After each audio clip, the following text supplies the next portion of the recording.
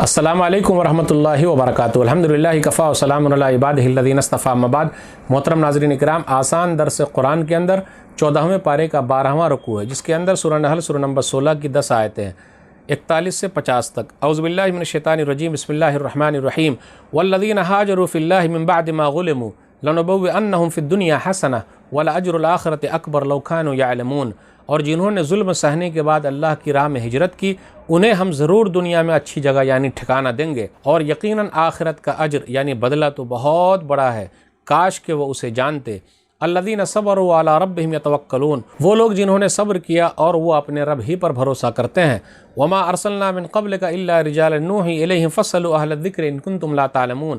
اے نبی صلی اللہ علیہ وسلم، ہم نے آپ سے پہلے مردوں ہی کو پیغمبر بنا کر بھیجا جن کی طرح ہم وہی بھیجا کرتے تھے، اگر تم نہیں جانتے تو علم والوں سے پوچھ لو۔ بالبینات والزبر وانزلنا الیک الذکر لتبین للناس ما نزل الیہم ولعلہم یتفکرون، ہم نے انہیں واضح دلیلیں اور کتابوں کے ساتھ بھیجا تھا، اور ہم نے آپ صلی اللہ علیہ وسلم کی طرف یہ ذکر نازل کیا ہے، یعنی قرآن نازل کیا تاکہ آپ لوگوں کے سامنے بیان کریں جو کچھ ان کی طرف نازل کیا گیا ہے، اور تاکہ لوگ غور و فکر کریں۔ افامن الذین مکروا السیئات ان یخسف اللہ بہم الارض ویاتیہم العذاب من حیث لا یشعرون، جنہوں نے بری تدبیریں کی ہیں، کیا وہ اس بات سے بے خوف ہو گئے ہیں کہ اللہ ان کو زمین میں دھسا دے یا ان پر عذاب لے آئے جہاں سے بھی وہ شعور بھی نہ رکھتے ہوں؟ اور یاخذہم فی تقلبہم فما ہم بمعجزین، یا اچانک چلتے پھرتے انہیں پکڑ لے پھر وہ اللہ کو عاجز نہیں کر سکتے۔ اور یاخذہم علی تخوف فإن ربکم لرؤوف رحیم، یا وہ حالت خوف ہی میں ان کو پکڑ لے، ڈر ہی کی حالت میں ان کو پکڑ لے، در حقیقت تمہارا رب بڑا ہی شفقت کرنے والا نہایت مہربان ہے۔ اولم یروا الی ما خلق اللہ من شیء یتفیأ ظلالہ عن الیمین والشمائل سجدا للہ وہم داخرون، کیا انہوں نے اللہ کی مخلوق میں سے کسی چیز کو بھی نہیں دیکھا کہ اس کے سائے اللہ کو سجدہ کرتے ہیں، دائیں اور بائیں جانب جھکتے ہیں، اور وہ اس کے سامنے عاجز ہیں۔ وَلِلَّهِ يَسْجُدُ مَا فِي السَّمَاوَاتِ وَمَا فِي الْأَرْضِ مِن دَابَّةٍ وَالْمَلَائِكَةُ وَهُمْ لَا يَسْتَكْبِرُونَ، اور آسمانوں اور زمین کے تمام جاندار اللہ ہی کو سجدہ کرتے ہیں، اور فرشتے بھی، اور وہ تکبر نہیں کرتے۔ يَخَافُونَ رَبَّهُم مِّن فَوْقِهِمْ وَيَفْعَلُونَ مَا يُؤْمَرُونَ، اور وہ اپنے رب سے ڈرتے ہیں اور وہ وہی کرتے ہیں جو انہیں حکم دیا جاتا ہے۔ ناظرین کرام، آسان درس قرآن کے اندر 14ویں پارے کا 12واں رکوع ہے، جس کے اندر سورہ نحل سورہ نمبر 16 کی 10 آیتیں ہیں، 41 سے 50 تک۔ اب غور کرتے ہوئے چلے 41-42 کے اندر کیا ہے؟ مہاجروں کی فضیلت، جو اللہ کے لیے اپنا گھر بار چھوڑ دے، وطن چھوڑ دے، سب کو چھوڑ کے، مال و دولت چھوڑ کے چلا جائے، تو کیا ہے ان کے لیے اللہ تعالیٰ نے بہترین ٹھکانہ رکھا ہے۔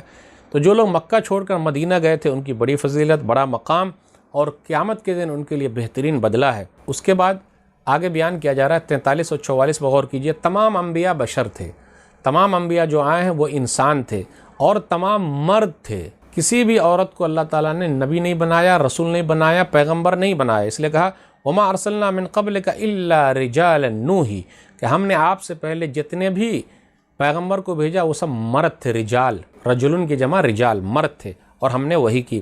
اس کے بعد اہل علم کی فضیلت کا ذکر ہے، آیت نمبر 43، فاسألوا اہل الذکر ان کنتم لا تعلمون، تم جاؤ پوچھ لو علم والوں سے اگر تم نہیں جانتے ہو۔ تو اس سے یہ پتہ چلتا ہے جو جس فن کا ماہر ہو اس سے وہ چیز پوچھی جائے۔ فتویٰ پوچھنا ہو عالموں سے پوچھیے، ڈاکٹری کے بارے میں پوچھنا ہو ڈاکٹر صاحب سے پوچھیے، گھر بنانا ہو انجینئر صاحب سے پوچھیے، جو جس فن کا ماہر ہو اس سے وہ چیز پوچھی جائے۔ اس کے بعد آگے ہے وَأَنزَلْنَا إِلَيْكَ الذِّكْرَ لِتُبَيِّنَ لِلنَّاسِ مَا نُزِّلَ إِلَيْهِمْ وَلَعَلَّهُمْ يَتَفَكَّرُونَ، اور ہم نے آپ کے اوپر ذکر یعنی قرآن کو اتارا ہے تاکہ آپ لوگوں کو کھول کھول کر بیان کر دیں۔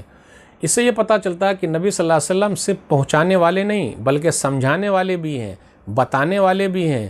نبی صلی اللہ علیہ وسلم کا کام قرآن کو صرف لوگوں تک پہنچا دینا نہیں تھا، بلکہ قرآن میں کیا وہ سمجھانا بھی تھا، بتانا بھی تھا، کھول کھول کر واضح کرنا بھی تھا۔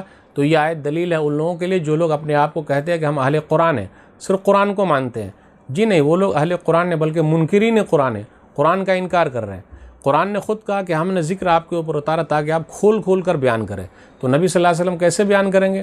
حدیثوں کے اندر اس کا ذکر ہے کہ بھئی اس کا مطلب کیا ہے، کتنے وقت کی نماز ہے، کتنی رکعت ہے، رکوع اور سجدے، کون کون سی دعا ہے، وہ سب نبی صلی اللہ علیہ وسلم نے بتایا ہے۔ اس لیے لوگ اہل قرآن اپنے آپ کو نہ کہیں بلکہ وہ لوگ منکرین قرآن ہیں۔ اب اس کے بعد آیت نمبر 45 سے 47 کے درمیان غور کیجئے۔ مجرم لوگوں کو بے خوف نہیں ہونا چاہیے بلکہ ہمیشہ ڈرتے رہنا چاہیے کیا معلوم اللہ تعالیٰ کب پکڑ لے، اس کی تدبیر کبھی کام نہیں آئے گی۔ اللہ تعالیٰ زمین میں دھسا دے، پھر اسی طریقے سے عذاب لے آئے، او یاتیہم العذاب من حیث لا یشعرون، اللہ اس جگہ سے عذاب لے آئے لوگ جہاں سے وہ ہم و گمان بھی نہ رکھتے ہو، سوچتے بھی نہ ہو، پھر اسی طرح اللہ تعالیٰ انہیں چلتے پھرتے پکڑ لے۔ بہت سارے لوگوں کو اللہ پکڑ لیتے، قوموں کو اللہ پکڑ لیتے ہیں، پھر اسی طرح اللہ تعالیٰ انہیں ڈراتا ہے، دھمکاتا ہے، پھر اسی طرح آپس میں لڑا دیتا ہے، اس لیے لوگوں کو ڈرنا چاہیے۔ آگے کہا فَإِنَّ رَبَّكُمْ لَرَؤُوفٌ الرحیم، آپ کا رب بڑا شفیق ہے اور بڑا مہربان ہے، فوراً یہ مواخذہ نہیں کرتا، فوراً کسی گناہ پر پکڑ نہیں کرتا، وہ مہلت دیتا ہے، اگر پکڑ لے تو گڑبڑی ہو جائے۔ آیت نمبر 48 سے 50 کے درمیان غور کیجئے، ہر چیز اللہ کے سامنے سجدہ کر رہے ہیں، زمین ہے، آسمان ہے، تمام فرشتے بھی اور سائے بھی سجدہ کرتے ہیں، اس لیے کہا سورہ نحل سورہ نمبر 16 آیت نمبر 48 اولم یروا الی ما خلق اللہ من شیء یتفیع ظلالہ عن الیمین والشمائل سجدا للہ وہم داخرون، کیا اللہ کی مخلوق میں سے کسی کو دیکھا نہیں کہ اس کے سائے دائیں بائیں جھک رہے ہیں اور اللہ کے سامنے سجدہ کر رہے ہیں اور وہ عاجزی اختیار کیے ہوئے ہیں؟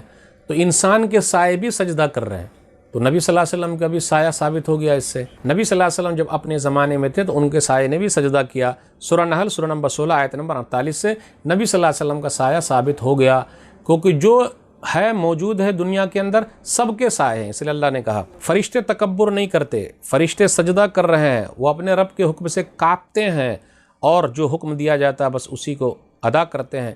ان 4 صفات کا ذکر ہے فرشتوں کا، نمبر 1 تکبر نہیں کرتے، نمبر 2 سجدہ کرتے ہیں، نمبر 2 اپنے رب سے ڈرتے رہتے ہیں، کانپتے رہتے ہیں، نمبر 4 جو حکم دیا جاتا ہے وَيَفْعَلُونَ مَا يُؤْمَرُونَ، اس حکم کی تعمیل کرتے اس کو بجا لیتے ہیں۔